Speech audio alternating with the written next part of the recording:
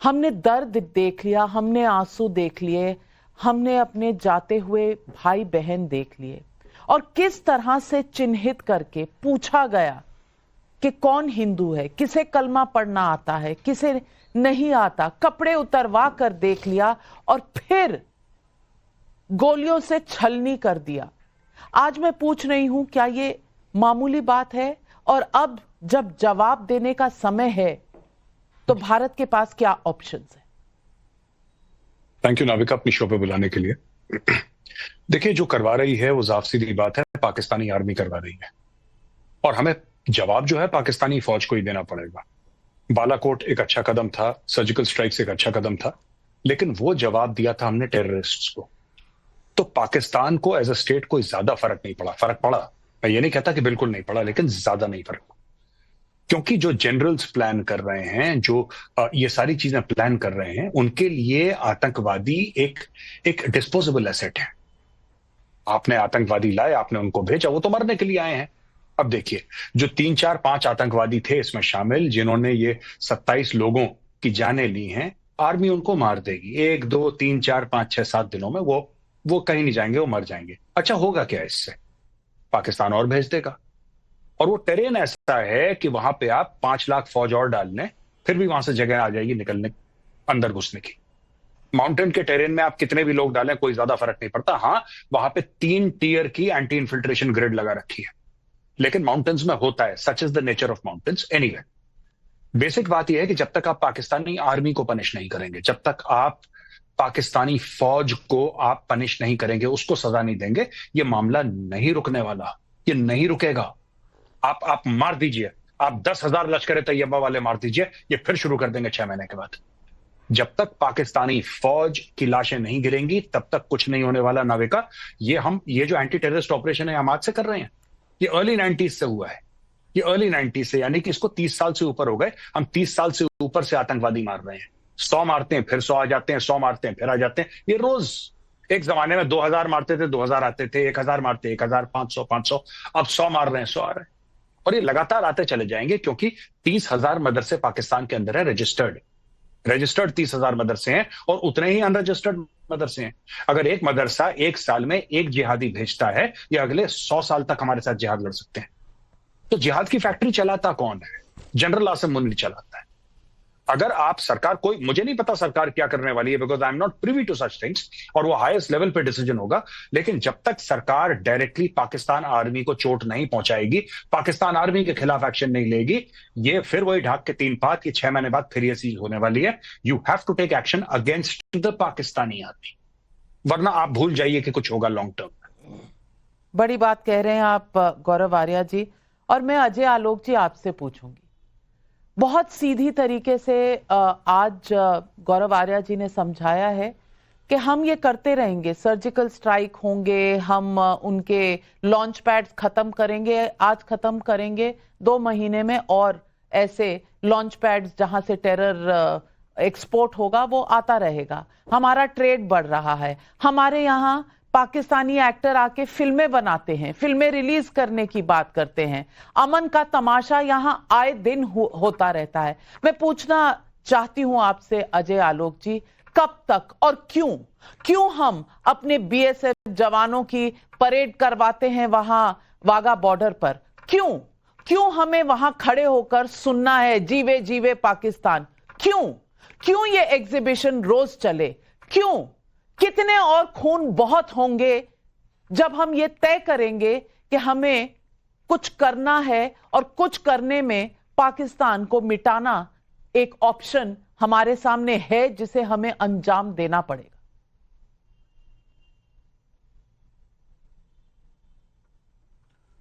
नविका जी, कुछ चीजें ऐसी होती हैं जिससे भूकंपीय परिवर्तन होते हैं, जो टेक्टोनिक शिफ्ट हम कहते हैं।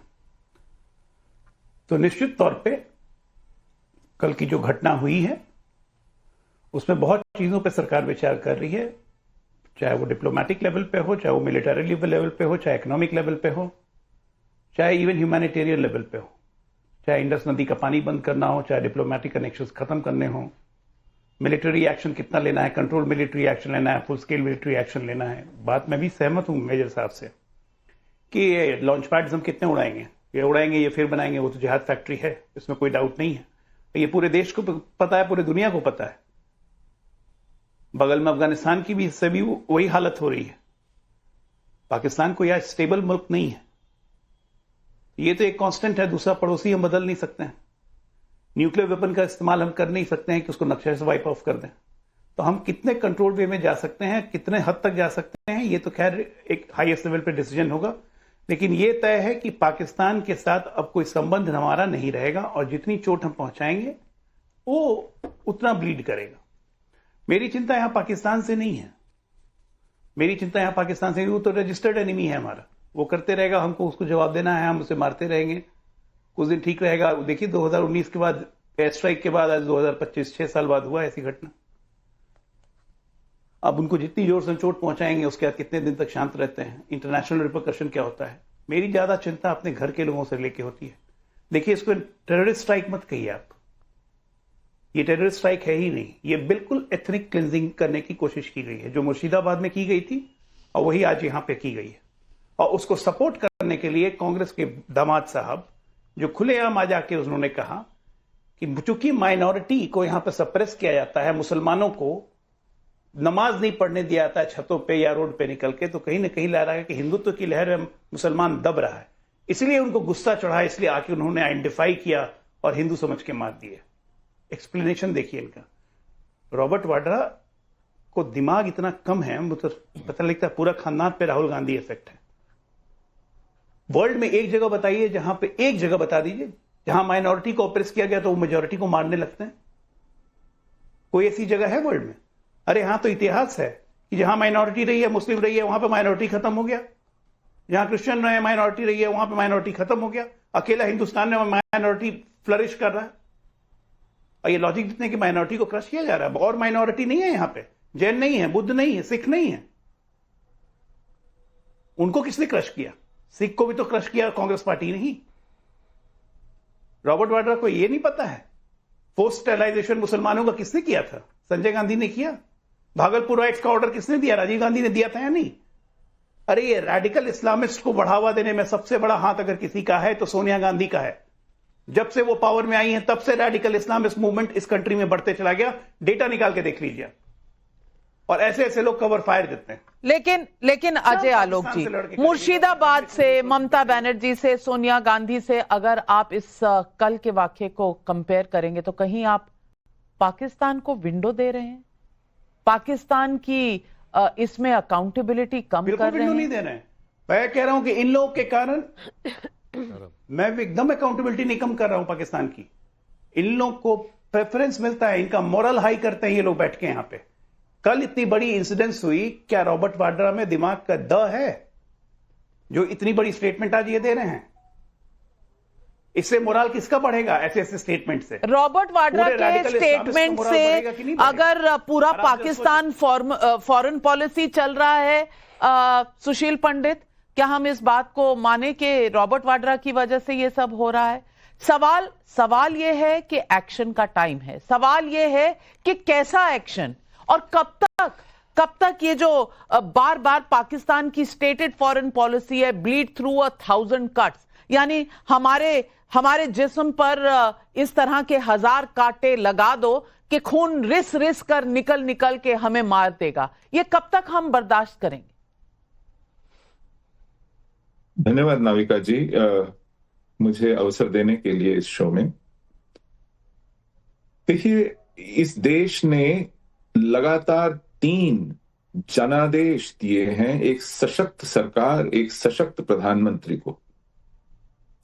रॉबर्ट वाड्रा एक साइड शो है, वो उसे छोड़ दीजिए, उसका ना बहाना बना सकते हैं हम, उस पर थोड़ा एतराज कर सकते हैं, लेकिन वो छोड़ दीजिए, वो एक फ्रीक शो है।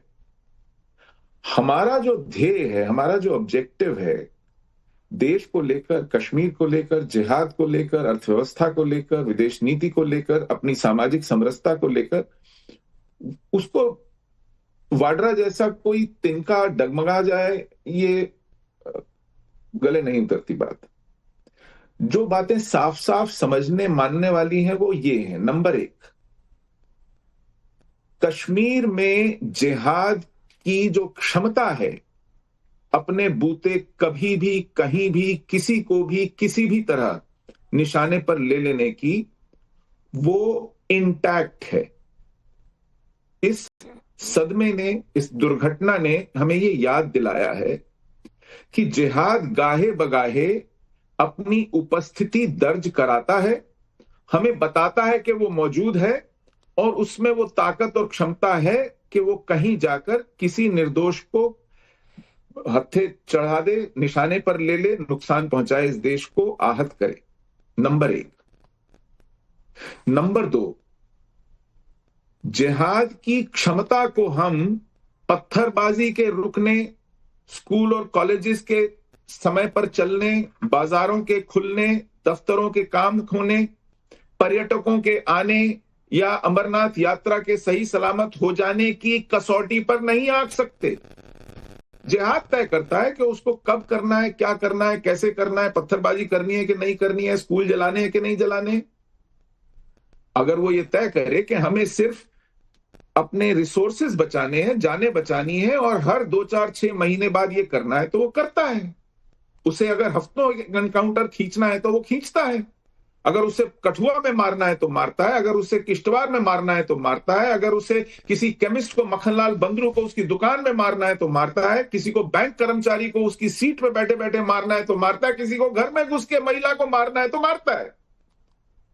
वो छोड़ता नहीं है, वो अपनी उपस्थिति दर्ज कराता है। वो स्कूल में जाकर टीचर का शिनाख्ती कार्ड देकर मांगता है, मारता है, और वो 22 सरन पहलगाम में जाकर पतलून उतरवाकर चेक करता है कि तू हिंदू है तो मारता है। वो अपने तरीके से काम करता है। हम ये जो 2 घटनाएं हैं, इन दोनों के बीच फिर कहते हैं कि अब पत्थरबाजी रुक गई, अब जिहाद खत्म हो गया, अब सब सामान्य है, अब शांति है, अब चीजें कंट्रोल में है, अब जाइए पर्यटक भर भर के जाइए, कश्मीरी हिंदुओं तुम क्यों पड़े हुए हो, लौटिए घर लौटिए। हमारा जिहाद की क्षमता को आंकने की कसौटी क्या है, क्राइटेरिया क्या है? इसके लिए जिहाद किस तरह लड़ता है ये समझना पड़ेगा नाविका जी। ये समझ हमसे अभी आई नहीं है। और तीसरी बात जो बहुत सही कही मेजर गौरव आर्या ने भी, कि ये तय करना पड़ेगा जो हम रिएक्ट करते हैं, ये रिएक्ट करते रहें, इंतजार करें कि कब हमला हो और फिर कर हम इनको ढूंढने जाएं और मारें, या हम प्रोएक्टिव रहें और हमारा रिएक्शन भी क्या इनकी कमर तोड़ने के लिए है, इनका जबड़ा उखाड़ने के लिए है, या देश के गुस्से को शांत करने के लिए है, उबलते हुए खून पर कुछ छींटे डालने के लिए है, ताकि लोग थोड़ा नरम हो जाएं। बिल्कुल बिल्कुल, ये बहुत बड़ा सवाल है। सिर्फ खून में जो उबाल है उसको शांत करने के लिए या पाकिस्तान की कमर तोड़ने के लिए क्या एक्शन हो सकता है? इस वक्त बड़ी खबर आ रही है, कैबिनेट कमेटी ऑन सिक्योरिटी जहां चल रही है। रविकांत मेरे सहयोगी मेरे साथ जुड़ रहे हैं। रविकांत, इस वक्त क्या खबर है आपके पास? किस तरह के एक्शन के मूड में है इस वक्त सरकार? देखिए नाविका जी, 2.5 घंटे का वक्त हो गया है। कैबिनेट कमेटी ऑन सिक्योरिटी की बैठक इस वक्त प्रधानमंत्री आवास पर चल रही है। इससे सरकार की गंभीरता को समझा जा सकता है। 2 एक्शन लिए जा सकते हैं जो संभावित हैं। अब से कुछ ही देर बाद जब कैबिनेट कमेटी ऑन सिक्योरिटी की बैठक खत्म होगी, एमईए की प्रेस कॉन्फ्रेंस होने वाली है, यानी डिप्लोमेटिक रिलेशन जो पाकिस्तान के साथ है, हो सकता है कि भारत उसे विड्रॉ कर ले, खत्म कर दे। लेकिन सैन्य कार्रवाई क्या होगी उसको लेकर अभी फुल प्रूफ प्लानिंग जो है वो की जा रही है, क्योंकि गृहमंत्री श्रीनगर से लौटे हैं और जो इनपुट्स मिले हैं, सबसे पहले कैबिनेट कमेटी ऑन सिक्योरिटी की मीटिंग में प्राइम मिनिस्टर को होम मिनिस्टर अमित शाह ने ब्रीफ किया कि उन्होंने घटनास्थल पर पहुंचकर क्या देखा। इसके साथ ही दोपहर की बात करें तो डिफेंस मिनिस्टर ने तीनों सेनाओं के चीफ के साथ और एनएसए के साथ अलग से बैठक की। तो मल्टीपल ऑप्शन है सरकार के पास, लेकिन जो पहला एक्शन होगा, जो सूत्र ये बताते हैं कि डिप्लोमेटिक रिलेशन जो है वो पाकिस्तान के साथ खत्म किए जाएंगे। सैन्य कार्रवाई किस लेवल की होगी उसकी प्लानिंग चल रही है, उसमें कुछ वक्त लग सकता है, लेकिन सूत्र ये बता रहे हैं कि प्रहार इस बार बार इतना खतरनाक होगा कि पाकिस्तान की सरकार और उसकी आर्मी इसे याद रखेगी, क्योंकि प्रधानमंत्री नेशन के मूड को समझते हैं, सेंटिमेंट को समझते हैं। इनोसेंट लोगों पर कार्रवाई की गई है, आप सेना से नहीं निपट पाते हैं तो आम लोगों को, बेकसूर लोगों को मारते हैं, और इसका बदला हिंदुस्तान जरूर लेगा। उसकी प्लानिंग के साथ लेगा, समय कब होगा, तारीख क्या होगी, किस विधि में लिया जाएगा, इसकी प्लानिंग इस वक्त कैबिनेट कमेटी ऑन सिक्योरिटी में चल रही है। लेकिन सूत्र ये भी बताते हैं कि जब प्रधानमंत्री कल बिहार के दौरे पर पहुंचेंगे तो सार्वजनिक मंच से, रैली से आतंकवादियों को और पाकिस्तान को एक कड़ा मैसेज दिया जाएगा, जैसा उन्होंने बड़ी बात कह रहे हैं रविकांत इस वक्त, बड़ी बात इस वक्त आ रही है हमारे पास ये भी कि कुछ ही समय में foreign ministry of external affairs की ब्रीफिंग हो सकती है, जिसमें ये सबूत सार्वजनिक किए जाएंगे जो इस वक्त भारत के पास हैं पाकिस्तान की इन्वॉल्वमेंट को लेके, क्योंकि आज पाकिस्तान के मंत्रियों ने इस तरह के, रक्षा मंत्री और फॉरेन अफेयर्स मिनिस्टर ने इस तरह के बयान दिए हैं कि पाकिस्तान का कोई लेना देना नहीं है और तमाम तरह की डिनायल पाकिस्तान दिखा रहा है। लेकिन भारत सबूत सामने रखेगा, इसकी जानकारी भी हमारे तक पहुंच रही है। लेकिन आज अजय वर्मा जी, मैं आपसे पूछना चाहती हूं, आपसे यह पूछना चाहती हूं कि राहुल गांधी ने शायद पहली बार या बहुत कम ऐसा करते हैं, लेकिन राहुल गांधी ने एक लीडर ऑफ ऑपोजिशन के तहत कल होम मिनिस्टर को फोन किया था। मुझे लगा यह अच्छी शुरुआत है कि अगर विपक्ष और सत्ता पक्ष एक पेज पर हो और इस तरह के आतंकी हमले के बाद हम एक सुर में बोलें। लेकिन कुछ ही घंटों के बाद रॉबर्ट वाड्रा का इस तरह का बयान, मैं आपसे पूछना चाहती हूं कि क्या इस देश की जमीनी हकीकत से कांग्रेस पार्टी इतनी कटी हुई है कि उसे देश का मूड समझ में नहीं आ रहा है? हिंदुत्व को कह रहे हैं कि उसकी वजह से ये हिंदुओं पर हमला हुआ, ये अपीजमेंट, ये इस तरह का तुष्टीकरण का समय है। मैं पूछना चाहती हूं कि ये किस तरह का राजनीतिक रिस्पॉन्स है? देखिए नाविका जी, सबसे पहले तो जो इस दुर्घटना में, जो इस आतंकी, ये दुर्घटना नहीं है, ये हमला है भारत पर। दुर्घटना नहीं है, दुर्घटना शब्द आप वापस लीजिए।